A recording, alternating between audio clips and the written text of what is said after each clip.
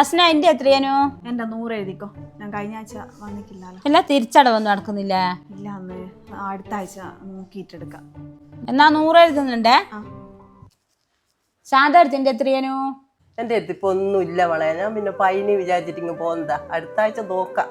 അല്ല രണ്ടാളെ ബുക്കിൽ പൈസ എടുത്തിട്ട് എനിക്ക് ഒരാഴ്ച എൻ്റെ അടുക്കാനാവില്ല. ഇനി വേഗം അടക്ക്, ഞങ്ങൾക്ക് ലോൺ എടുക്കണം. മതി ജാനു എടുത്തിയേ. ഓറ് ബ്ലേഡൊന്നും പൈസ എടുത്ത് പണ്ടെന്നെ പാപങ്ങൾക്ക് വേണ്ടിയിട്ടല്ലേ കുടുംബശ്രീ. ഓർക്കൊരു സാവകാശം കൊടുക്കണ്ടേ നമ്മള്? ആരെങ്കിലും ഒന്ന് പറയണ്ടേ?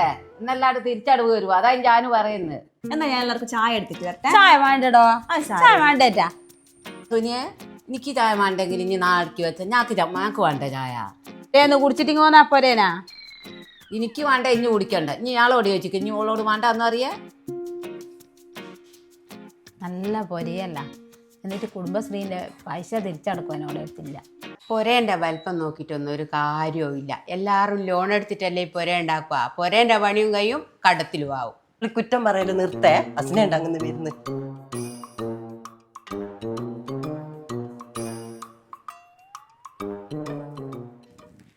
എന്നാ മണക്കുന്ന്. ഇത് നല്ല ഊട്ടിയിലെ ചായപ്പിടിയാണല്ലോ മണക്കുന്നേ. ആന്നല്ലേ, വേറെന്തോ മണക്കുന്നുണ്ട്. ഉയ്യ് ഗ്യാസ് അല്ലേ മണക്കുന്നേ? അന്തോ ഗ്യാസ് അല്ലേ മണക്കുന്നേ? അസ്ന, നീ അടുക്കളയിലേക്ക് പോല്ല. എല്ലാരും പുറത്തിറങ്ങ്. ആരും ലൈറ്റ് ഒന്നും ഇടല്ലേ.